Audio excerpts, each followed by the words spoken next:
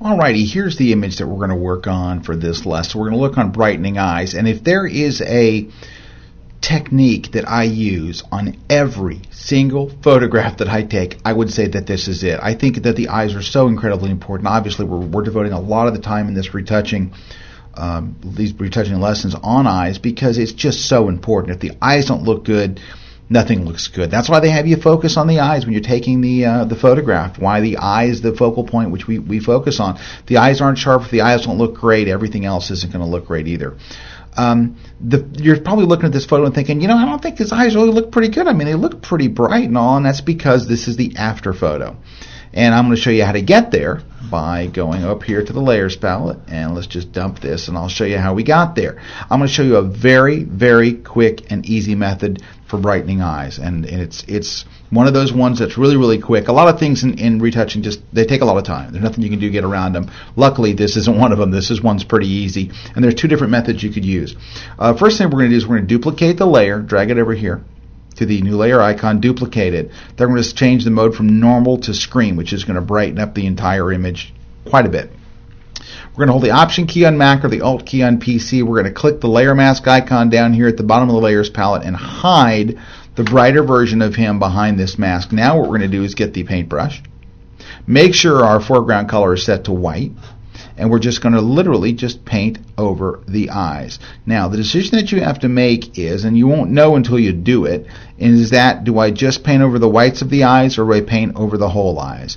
I would say in about 80% of the cases, I paint over the whole eyes and it works just fine. It really makes the eyes really, really pop. And if your subject has, decent looking eyes, if they have a nice color to their eyes by that, it really, really makes them just look great. And if you have to go back and fix it in the eyes, it looks artificial, it's easy enough to fix, and I'll show you how to do that.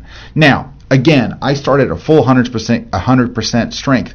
It looks kind of unnatural right now. It looks like, wow, those are really overdone, and that's okay. That's our starting point. So then what I recommend is once you've painted them in, back off. Get back down to kind of a more normal viewing range, and it looks like very, very intense. Now you're going to go back and drop the opacity. My starting place is 50%, so I take it to 50% and see what that looks like.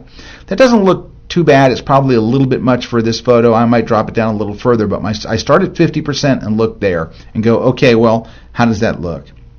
I could probably get away with 50, and actually the color of his eye looks pretty good. I mean, his eyes, I think, look really, really good there. Let me show you the difference here, and let's just hide this layer.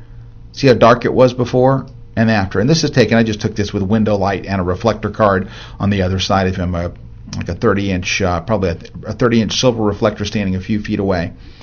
And look at that. It's really hard to get that light up in the eyes, and even with direct window light, even the light on the whites of the eyes on the left don't look good. If you decided that you wanted to keep the eye, but you wanted to brighten the eyes, so you wanted to keep the eye look normal and just brighten the whites of the eyes, then all you do is once you've gone here and said, okay, well, I didn't do that right, just switch back to black.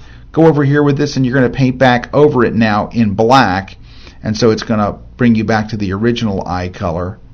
So now it's not making the eye itself bright, just the whites of the eyes, and you'll darken this back in like that. So now, in this case, I don't think it looks as good. I think it looked better the other way. But just in case you decide, well, that didn't work and it's too bright. All right, let's back off a little. So there's his original eye color. See, his eyes aren't nearly as they don't have as much impact there. Let's just bring the whites down just a little bit, maybe into the 35, 37 range. It's a subtle little change. I do it to every single photo, every portrait I do, because it makes that much of a difference and that much of an impact. The eyes look good. It's really, really going to capture the person viewing the photo's attention, and that's what you really want. They're going to look at the eyes first. It's the sharpest part. That's where the white of the eyes is. It's where the bright and all the focus should be. Make sure those eyes look great.